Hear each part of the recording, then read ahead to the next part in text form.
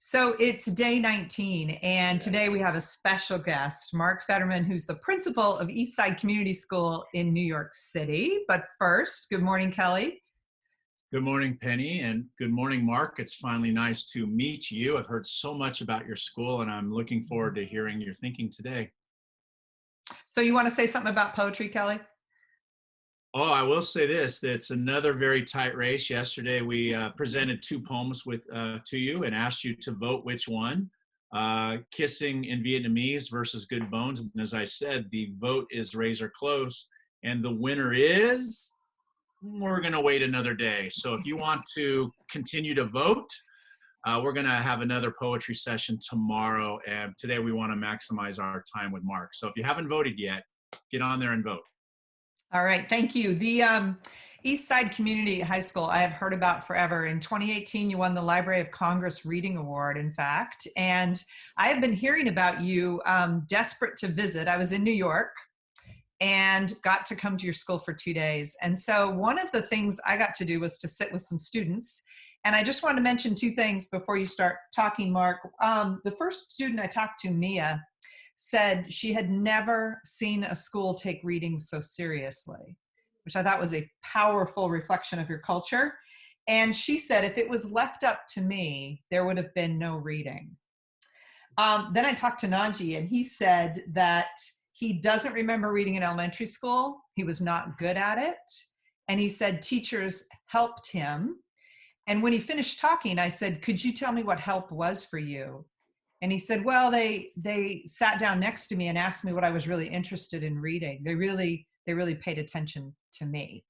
And so then in our conversations, you said that you believe that the culture, the community itself is stronger than any individual teacher. And I think we hear more than anything, teachers are desperate to be in buildings that embrace a balance of reading and embrace just a pledge to get every kid engaged in reading.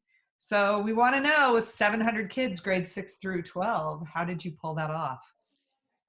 With a lot of help. A lot of people probably much smarter and harder working than me. But yeah, thanks. It's a big question. And I just want to say, Kelly, it's great to finally meet you. I've been a fan from afar and sometimes close, and reading a lot of your stuff. And Penny, just thanks for continuing to keep in touch and offering all the special things that you both do. So yeah, so I think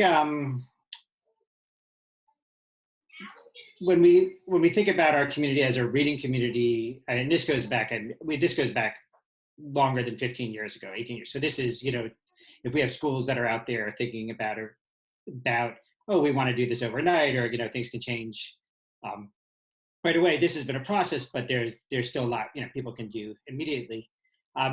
We just we looked at a school, and we looked around our school, which served a population of students that weren't historically readers, weren't having the same access to text, were actually sometimes in cases graduating from high school without really arguably ever reading an entire book. And that was not unique to our school. I think it was, it's pretty unique to many schools across the nation, even today. And we realized, what really matters here, schools we have as school leaders, as teachers, as school communities, there's so many things to think about, to prioritize.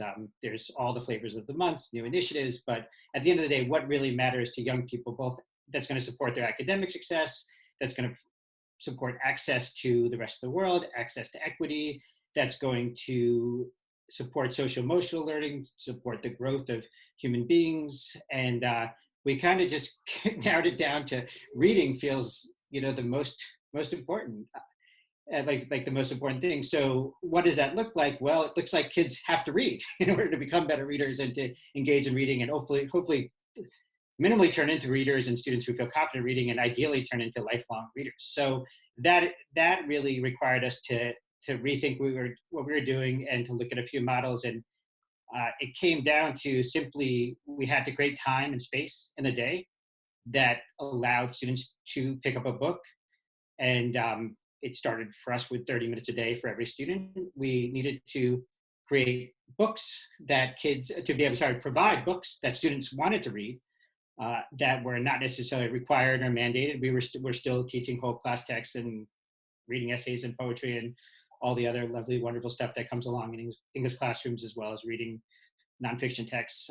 But we really wanted to give kids a chance to read what they wanted to read and have access to those books. And for some kids, it was magazines in the beginning even. And then after that, we really wanted to be able to create a culture and a community that supported that. So there was built-in instruction, a library, adults that talked about young people, talked about books with young people, book clubs, opportunities for students to share with each other. So kind of wrap that around in a culture. And we just, I'll leave it at that. You probably can ask some questions to focus me a little bit too. So. Well, one thing I noticed, I talked to you about, you bring in authors every once in a while. Yeah. And it isn't just that you bring the author to the school, you buy a book for any kid who wants one. So that's been a big part of creating a culture of reading has been, just making reading sexy, interesting, and making, like I said, kind of like making it a community thing as well. Reading can be very independent, soul-searching, wonderful, beautiful experience, but it's also a social experience, and we're competing nowadays, against so many other social opportunities, social media opportunities for students to interact. So the idea of doing book clubs where students are reading the same book, they're getting together, talking about the books. I have a principal's book club. We have a graphic novel club. We have lots of teachers run book clubs. And then a big highlight of that is just bringing in authors. And we've kind of developed, and I can go back and talk about a bit after about how we developed this culture, but develop a culture where an author will come into the school and they kind of have rock star status. So, the students will get excited for the author to come, and what we'll do is we'll buy a copy of the book for every student not in the school, but every student who wants to participate in that book club. They'll read the book. Before the author comes, some will kind of start the book, but then need to hear the author to get inspired about it. And then we beg and negotiate with all the authors, and they've been wonderful to get them to sign every student's book. And the power of being able to have a child, for the first time, as many of our students have had that experience several times, sit with an author, listen to an author, be inspired by them, and have the author write a personal note and walk away with a book that's their own to add to their library. It's such a special feeling. And Penny, you amazed me when you came in. You had talked to Mia, and the next day you came in and you had brought her. We talked about some books, and you got the taste of what she wanted, and some next books in some series. And you walked in with, I think, 2 or 3 books and handed it to Mia. And that's something that, it was beautiful to watch. And it's something that we've kind of always argued as a school, that we've always said, if you want a book, we'll get it for you within 24 hours. We'll get that book in your hand. And there are a million things that principals do, that teachers do every single day. But I think the most beautiful thing that I do on a regular basis, and that our librarians do, our teachers do, and that I would just do, is there's nothing more special than walking up to a student and say, hey, you've been reading this series, this is the next book. Or I saw this book at, I went to visit a bookstore and I saw this, or I knew this was coming out and I thought of you and I thought you'd like to read it, or I knew you'd like to read it. And it's such a way of honoring reading. It's such a way of honoring a young person. And it's such a beautiful way to have a relationship with teenagers around literature. So yes, this idea of just really getting books in kids' hands and just making books are special, and that stories are special, and obviously the people that write them. Mark, can you talk a little bit about funding and how you support, where you turn financially to create sort of this book flood school? Yeah. So the lemonade stand that I set up outside my office didn't really pick up the way I thought it would, so we had to look into a few other things. So one of the things we talk a lot about is schools that get textbook money. Schools get I'll just talk about textbook money for a second. So you get textbook money, and if you look at a living environment textbook that has, say you have 125 kids, 100 kids in a grade, at least, that are taking a science class, and if you buy that book is maybe $70, $100 a book, you buy 100 of those, you're talking $7,000, $10,000 just to get a living environment textbook. A lot of the textbook students aren't necessarily, they're lugging them back and forth, especially a lot of stuff's on digital. You can see it digitally now. We noticed in our school, and I've seen actually more in more traditional schools, is people are spending thousands and thousands of dollars on textbooks where students could either have a class set and we could bring home copies or other access to the books, but then nobody was putting books in kids' hands that they really wanted to read, or that turned them on or got them excited. So what we did is we really took a lot of our textbook money early on. We also wrote grants. We did everything from Donors Choose to other outside grants. We're a Title I school, so we get some Title I money and we prioritize that. So we've looked at different we really looked at just kind of pulling resources and money from all sources and just prioritizing books. And we kind of, I live in New York City, and in New York City, nobody gets the apartment they want. So you've got to, like, if you go apartment shopping, you've got to figure out what are the 2 or 3 things that you have. For me, it was outdoor space. I have a tiny little porch, but it was outdoor space for me was like the number one thing that I needed. And I needed windows. I needed sunlight, which is ironic because I'm like hiding in this one office now where my kid and his mom are doing remote learning in the other room. So, but I needed a place with windows and sunlight. So and there was lots of other things I wanted, but I had to like narrow it down to what I could do. Or maybe it's you want to be in a certain neighborhood, or you want to, whatever it is, you have your list, and it gets, what you realistically can get is 2 or 3 things. So I think schools, when we think about our resources, every principal, everybody who charges a budget has to decide what's the priority. And for us, there have been 2 things over time. One has been small class size, which is a whole other conversation, and the other really has been books. That if you can't get books in kids' hands, if you can't get kids excited about books, just have books everywhere, then that's just, you're not going to be able to do the other stuff that you want to do. So we've always made that a priority.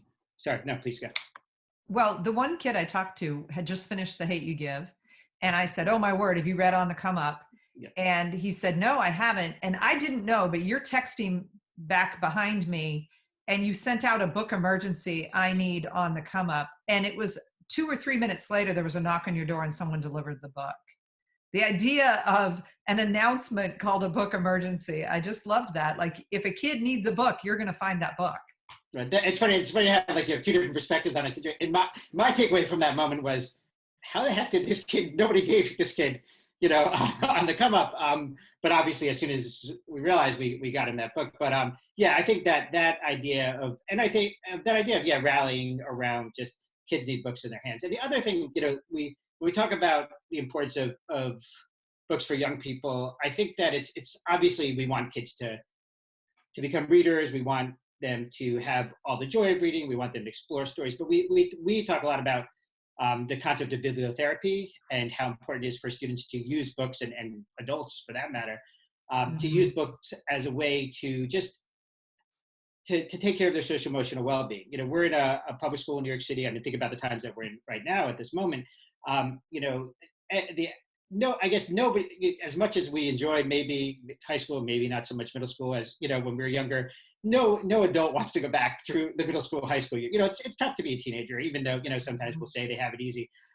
It's just tough to figure things out. And the idea, and there's so many great programs out there around social emotional learning, and we have incredible counselors at our school. But the idea that what literature can do or books can do for young people, whether it's, we have some students that use it as an escape, their life is really hard, or they just don't want to deal with the reality, or just the life of a teenager is hard, so they can escape into a fantasy book or something fantastical or something that has nothing to do with their world.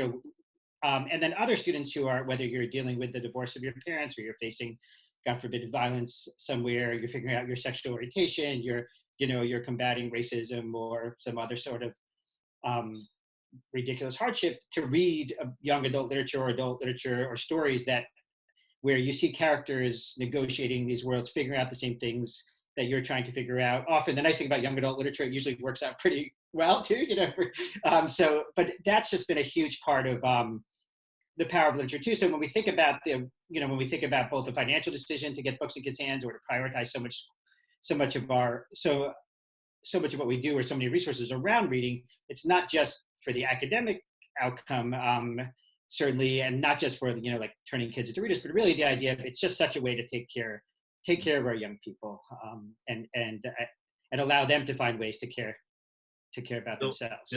Builds empathy, builds human beings. I'm wondering if you could speak for a moment, like back up in time, when you launched this. How did you sell teachers who may be reluctant? I mean, you have school-wide reading time.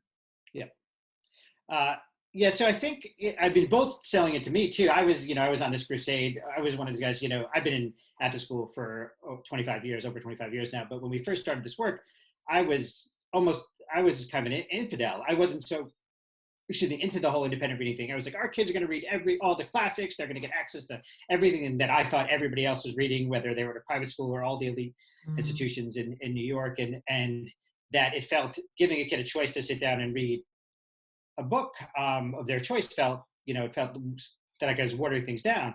I have a longer story that I won't share the whole story now. We had to write these moth stories for a lot of these visits that we had, but I wrote about how I became a reader, and I just read sports books. So I was quickly talking to you, Kelly, about your baseball love. We share that. I don't think I read anything that wasn't a sports book. I don't think I read the books in middle school that I was assigned. I didn't read anything till I was 12 or 13 or maybe 14 probably that wasn't a sports book. But I read so many darn sports books that I just became someone who loved reading and then was able to expand from there. So I at first I didn't even realize that that about myself. And then so what happened is there was a little bit of a wave of this idea of independent reading, and we had connected a little with the Reading Writing Project with Lucy and Mary and some other people there, and we had seen some stuff out there. So a couple of teachers were excited, and they said, "Oh, I'm going to start independent reading." So I've always kind of seen myself as a pretty a yes man. Like, okay, if you think it's going to work for kids, let's give it a try. But if it works, great, and if not, well, we can always kind of try something. Sorry, my phone is ringing here. So I was like, okay, let's give it a try, but I wasn't really thinking it was going to work. And then, so we had a couple of teachers try it. They gathered some books. We bought them a couple of books. This time there was an old dusty library. We shared a building, as a lot of schools do in New York City. And there was an old dusty library. They took a few of the good books out there, brought in some magazines, and started to notice that a couple kids were actually doing this reading. This independent reading thing, and the teacher at that point was like so afraid, like they would sit at the front of the class, like reading their book and look up and be like, shh, because they were afraid to not read. They wanted to model it and just make sure that everybody was just quiet for 20 minutes to read. We've come a long way from there. And then I was not so sure about it. And then I walked in, and there was this boy, I call him Desmond in some writing that I've done about him. I walked in, and I was actually the varsity basketball coach at the time. I walked in, and this young man was the center of the basketball team. He was an incredible kid, really thoughtful, smart kid, but not someone you would call a reader. He was about 6'6", a lanky, just sweet, beautiful kid. And he had never seen him engaged that much in school, and I hadn't really seen him as a reader. He also had an IP and was struggling with just learning was hard for him. And so I walked into this classroom, and it was like, I decided I'd just check out these two classrooms that were doing independent reading. I walked into this classroom, and I kind of see Desmond, and he's scrunched up in these 6'6" kid in this little, this chair. And he's got this book in front of him, and his hands are covering the cover of this book. And I'm walking up, and I've never seen him so engaged in anything school-wise like this. And he's staring at the book, and he's looking at it. And I walk in, and usually when I come into a classroom, people would say hi. He would definitely be the first kid to catch, you want to talk to me or check in or talk about, what was happening in basketball or anything, but to get his attention away from school. And he doesn't even see me come in. I walk a little bit closer, and just, I'm trying to figure out what he's reading. And I finally get close enough to kind of read. And he's mumbling the words as he's reading the book. And I get a little bit closer to finally read what he's reading. And the title of the book was Basketball's Big Men. And I kind of froze there at that moment. And, it seems so basic and simple, but I sat there, and I was like, I had 2 master's degrees, one in leadership, one in ed. I had been an English teacher. I'd gone to all, school, all these years of school, gone to all these PDs. But I realized that everything that I really, really need to know about reading, I had known since I was a little kid, which is that I became a reader. I fell in love with reading. I fell in love with books for really a couple reasons. One, I was given books that I could relate to and that I enjoyed, and they were mostly around sports. And also that I had people giving them to me. And at this point, it was my father, who I was working all the time and almost never around. But the one thing he always did was he always read. So I saw the model of reading. And he had not gone to college. He was not very formally educated, and he would feed me sports books. And so that combination really turned me into a reader. And I looked at Desmond, and then at that moment, I was personally sold. And we, which makes a difference, obviously, around school leadership. we saw other kids having that same experience. And then we decided to, we had a retreat. We decided to carve out, first it was 20, then it was 30 minutes of independent reading, to buy a bunch of books, hire a real librarian, build the library, make sure every English classroom had independent reading space. We eventually lengthened the English classroom time a little bit more to add more time for independent reading. Then that grew. We reached out and got formal training from Teachers College Reading and Writing Project, and took off.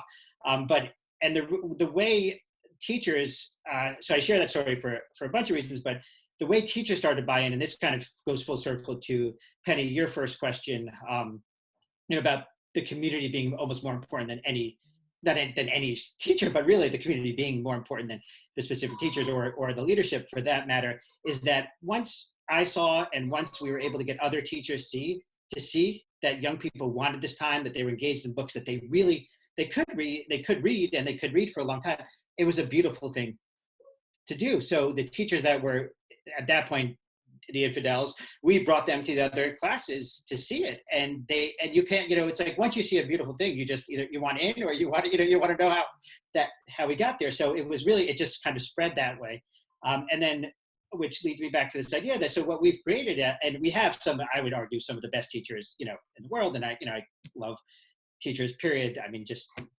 there's no better profession or better special kind of person, but we have incredible teachers and we attract incredible teachers, but really what's more, and the teachers are the ones who built this culture, but our teachers that built this culture created such a strong reading culture, and our kids were such a big part of it, that now as teachers come in, you see it, you walk in and you see that everybody reads, even the kids that don't want to buy into reading, they're just like, all right, what the hell, everybody else reads, I might as well do it, I might as well give it a try, and next thing you know, they're lost in the book too. So it really having created that culture and that space, and that when you become a teacher in our school, you become even not an English teacher or any teacher, you can't help but kind of get sucked into that culture and want to be a part of it and want to make that happen in your room as well.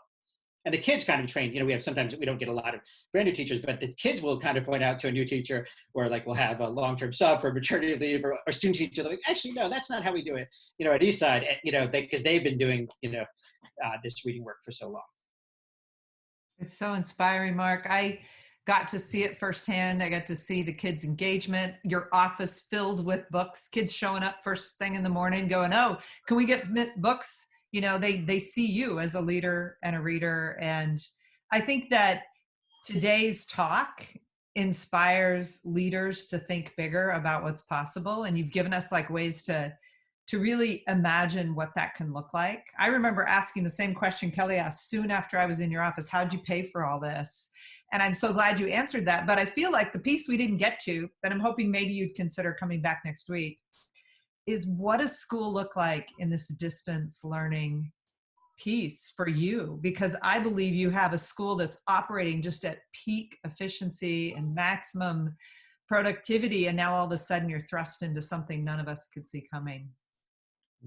And are you asking to respond to that a little bit right now? I'm actually hoping you'll say yes, because we're running up against the time we all agreed to, and I don't want to take your time. So is it possible you could come back next week and do distance learning chat? Yeah, I'd love to. And I think it's I think it's obviously so big and where everybody's head's at right now. I would love to chat some more. But I would also add, that two of the biggest ideas that I'm taking from this conversation is that as a leader of a school, your first mission was, what should we take most seriously for the well-being of our kids? And you guys sat down and winnowed that down to this idea that kids should be reading a whole lot more than they are currently reading. And I think almost every school I've ever visited, they have this lip service of, in their mission statement, that we want to build readers.